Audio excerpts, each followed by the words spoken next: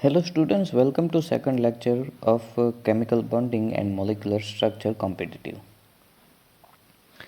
Now let's try to solve some more questions. As mentioned in the first question, as we can see here, correct order of CO bond length among CO, CO32 minus and CO2. So here three ions and molecules are mentioned and we have to find the correct order of increasing bond length. That means shortest to longest. For that, we have to find the resonating structure of each species mentioned here. So here we have CO, CO3 2 minus and CO2. That means carbon monoxide, carbonate ion and carbon dioxide. In case of CO, it shows only double bonded structure in its two possible resonating structure. That means one like here and second like this. Okay, so in both of cases it shows only double bonded structure. In case of CO3, as we know, it contains 3 oxygen attached with it and double bond will rotate one by one with each other. So we can represent it like dotted line like this. That means we can say that one bond with each oxygen is permanent and second bond is continuously rotating. That's why it is contributed to each oxygen 1 by third. So number of bond for each in this case is 1 by 3 or 1.33.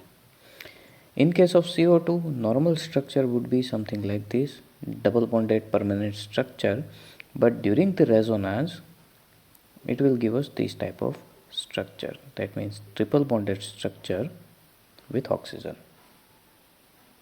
So obviously from this conclusion we can say that this is permanent double bonded structure, so its bond length will be shorter. Then this contains double bonded structure all over or partial double bonded. One time it is triple bonded and other time it is single bonded. So that means eventually its single bonded structure or single bonded nature is comparatively more than this first structure. So it will be slightly stretched. So it has more bond length. And this is obviously it will be longest because it contains only one permanent bonding and second bond is continuously shifting. So that's why this bond length will be shortest. Okay, so longest shortest will be CO, then second one will be CO2 and then longest will be CO32 minus. Now next question, considering the state of hybridization of the carbon atom, find out the molecule among the following which is linear. So we have four options mentioned here and you have to identify their hybridizations. And from the hybridization we can identify the shape of molecule, whether it is linear or crossed, crisscrossed or branched. So how to find the hybridization, we already discussed it, but how to find hybridization quickly for this type of molecules, that means alkanes or alkenes or alkynes. So here we have two examples of two different molecules having different type of hybridization of carbon. So how can we find the hybridization of each carbon quickly?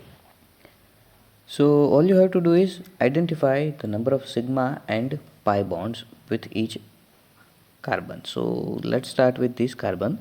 So as we can see, it is attached with three different hydrogens and it is attached with one carbon, this. So that means all of the four bonds are with different molecules, atoms. So it contains four different sigma bonds. So four different sigma bonds, that means four orbitals will be used. So that's why hybridization will be sp3. Now for second carbon, so second carbon has a bond with one hydrogen, one bond with previous carbon and then double bond with third carbon. So that means double bond, that obviously it suggests one of the two bonds will be pi bond and the remaining bonds are sigma bonds. So it has one sigma bond with hydrogen, one sigma bond with first carbon and one sigma with third carbon and a pi bond with third carbon. So we have sp2 hybridization because total 4 orbitals are used and out of 4, 3 has sigma bond and 1 p orbital has pi bond. So it has sp2 hybridization. Now for the third carbon in the line, so it contains total 2 double bonds from both sides. So as you can see, first bond will be sigma, second one will be pi. So top side, let us say this is sigma bond and this is also a sigma bond, then bottom bonds will be pi bonds. Okay, so this carbon contains 2 sigmas and 2 pi bonds. So obviously we have 4 orbitals, s orbital and 3 p orbitals. In these two, let us say we have sigma bond, and in these two, let us say we have pi bond. So obviously our hybridization will be sp. So keep in mind, this carbon contains double bond but it is sp2 hybridized, and center carbon contains double bond but it is sp hybridized. So triple bonds are not necessary to get sp hybridization. And other thing, for the carbon do not contains lone pair of electrons, so no need to concentrate on the lone pairs of carbon in these type of alkanes, alkenes or alkynes molecules. Now for the next carbon, so obviously it has same hybridization just like this because it has same type of bonds. So its hybridization will be sp2, and last carbon has same type of structure as the first carbon, so it will have sp3 hybridization. So in the same molecule we have all of the 3 types of hybridization without any triple bond. Now for the second molecule, so second molecule, first carbon contains CH3 type of carbon, so obviously same type of description will be applied as this first carbon has. So this is sp3 hybridized carbon. Now this carbon has same structure as the previous example, so it will be same description and it is sp2 hybridized carbon. Now next carbon, we have to place a hydrogen to complete its valency. So it contains double bond with previous carbon, one bond with hydrogen and one bond with next carbon. So it has only one pi bond and 3 sigma bonds. So sp2 hybridization. This carbon contains one bond with previous carbon and triple bond with next carbon. So out of these 3 bonds, first bond will be sigma and remaining 2 will be pi bond. So it contains one sigma bond here and one sigma bond here. So 2 sigma bond, that's why hybridization will be sp. For the last carbon, it contains 3 bonds and first bond is sigma and remaining 2 bonds are pi. And with hydrogen, it contains one sigma bond. So again 2 sigma bonds, that's why sp hybridization. So that means all you have to do is to find number of pi bonds and sigma bonds in these type of examples. So obviously you will get 4 different type of bonds. Okay, 1, 2, 3 and 4. So you will have some possibilities. If all of them are sigma bonds, all of the 4 are sigma bonds, then hybridization will be sp3. Suppose if 3 of them are sigma and 1 of them is pi, then hybridization will be sp2. Suppose 2 of them are sigma and 2 of them are pi, then hybridization will be sp. Okay, now no other possibilities are there except these 3. So you have to concentrate on the type of bond. If all of the 4 are sigmas, then sp3. If 3 are sigma and 1 is pi, then sp2. And if 2 are sigma, 2 are pi, then sp. And as we know, if sp3 hybridization is there, then structure will be tetrahedral. For sp2 hybridization, structure will be planar triangular, and for sp hybridization, structure will be linear. So we need maximum sp nature to get linear molecule. So now let's try to find out the hybridizations of each carbon present in these examples. So let's start with the first example. So this carbon contains 3 hydrogen and 1 bond with carbon. So obviously all of them are sigma bonds, so sp3 hybridized carbon. Center carbon contains 1 double bond, so obviously it contains 1 pi bond. So its hybridization will be sp2. Same type of nature for this, so it is sp2, and same type of nature for this last carbon as the first carbon, so it is sp3. Okay, so this is the hybridizations of each carbon. Now let's check the bottom example. So our first carbon mentioned here contains double bond, so obviously 1 pi bond is there, so it will be sp2 hybridized carbon. Second example, also contains one double bond, so one pi bond is present, so sp2 hybridization. Center carbon do not contain any double bond, that means no pi bonds are present, so it will be sp3 hybridization. This carbon contains triple bond, so obviously it must contain two pi bonds, so it is sp2 hybridized carbon. And last carbon also contains triple bond, so it is sp hybridized carbon. So these are the hybridization. So linear part is present at the end of this molecule, so this molecule won't be linear in remaining portion, that means in these three carbons. Now let's check for this next example. So CH3 first molecule, so obviously no pi bond, so sp3 hybridization. Center carbon contains triple bond, so it is sp hybridized. This carbon is also sp hybridized because of this triple bond. And last carbon, just like first carbon, it is sp3 hybridized. So center portion of this molecule is indeed linear, okay, and the remaining this portion will have tetrahedral symmetry, but still linear portion suggests this molecule will be, as a center portion represents molecule will be linear.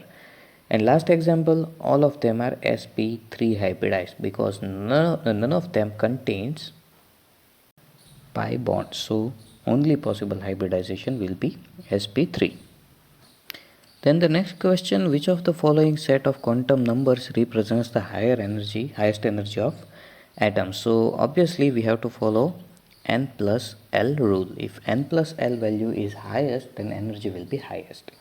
So let's start with first, we have n3 L0, so it is n plus L is equal to 3. For option B, n plus L is equal to 4. For option C, n plus L is equal to 5. And for last option, n plus L is equal to 4. So obviously our answer will be C. None of the remaining values, m and L values, are important if n plus L values are different. If n plus L values are the same, then we have to concentrate on m and S values. The next question is about the strength of hydrogen bonds. So 4 options are mentioned, and you have to find which of them will be strongest hydrogen bond. So hydrogen bonding strength depends on difference of electronegativity of two ends of the molecule, and this difference is produced because of difference in electronegativity of elements attached with it. As we know, we have three elements which have strongest electronegativity: fluorine, oxygen and nitrogen. So these three elements are able to produce sufficient positive hydrogen on the one end and sufficient negative element on the other end. That's why they have a specific type of dipole-dipole interaction which is called hydrogen bondings. So it depends on electronegativity. So strongest hydrogen bond will be produced if you have highest electronegative elements on both sides. That means in first case we have oxygen attached with hydrogen, and on the other side we have fluorine. That means our hydrogen is attached with second most electronegative element, and it is feeling attraction towards the most electronegative element. That's why this is not the strongest attraction.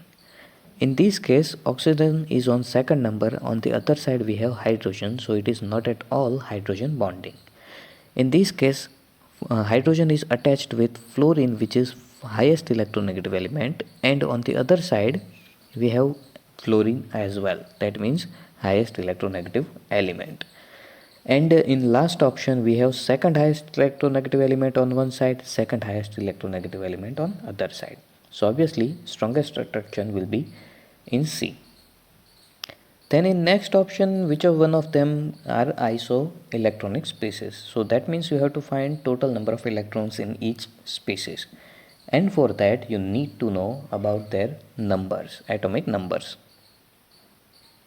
If atomic numbers are known, then directly atomic number represents number of electrons in that given species. If positive charge is mentioned, then subtract the number from the total number of electron, and if negative charge is mentioned, then add that number in total number of electron. So let's start with the given example. So first is nitrogen. So we know that one nitrogen contains 7 electrons because its atomic number is 7. Here we have 2 nitrogens, so total number of electrons will be 14. Then we have oxygen. So here we have 2 oxygens. One oxygen contains 8 electrons because of its atomic number is 8. So here we have 2 oxygens, so total 16 electrons, and a negative charge suggests we have to add one more electron. So total number of electrons is 17. So now to save the time, you can directly skip this question because our target is to find isoelectronic species. And as we can see, first two examples do not have same number of electrons. So no need to check for next examples, but still let us complete the set. For nitrogen, again 7 electrons, for oxygen 8 electrons and positive charge. So total number of electrons will be 14. And for the last example, CO, carbon contains 6 electrons, oxygen contains 8 electrons, so total number of electrons will be 14. So only this portion is not fitting with the remaining options. Now let's check for option B. We have 2 carbons and negative 2 charge. So 1 carbon 6 electrons, 2 carbons 12 electrons plus 2, so total 14 electrons. For oxygen, 1 minus charge is mentioned. For 1 oxygen we have 8 electrons, 2 is equal to 16 electrons, and 1 negative charge, that means 17 electrons. For CO, carbon 6, oxygen 8, total 14. For NO, nitrogen 7, oxygen 8, total 15. So all of them shows different number of electrons. Now in option C, nitrogen 7, oxygen 8, so total 15, plus 1 charge represents we have to remove 1 electron, so total 14. Next, for carbon we have 2 carbon atoms, so total 12 electrons, negative 2 charge, that means you have to add 2 more, so total 14. Next, Cn minus, carbon 6 electrons, nitrogen 7 electrons and a negative charge, so 6 plus 7 plus 1, total 14. And N2 has total 14 electrons. So as we can see, in all of these 4 options we have 14 electrons. And in last option, Cn minus, as we can see in previous example 14, N2 again 14, O2 2 minus, so total 16 plus 2, 18 electrons, and C2 2 minus, that means 12 plus 2, 14 electrons. So this third option is not fitting. So now our answer will be C, because all of the species present in option C are isoelectronic.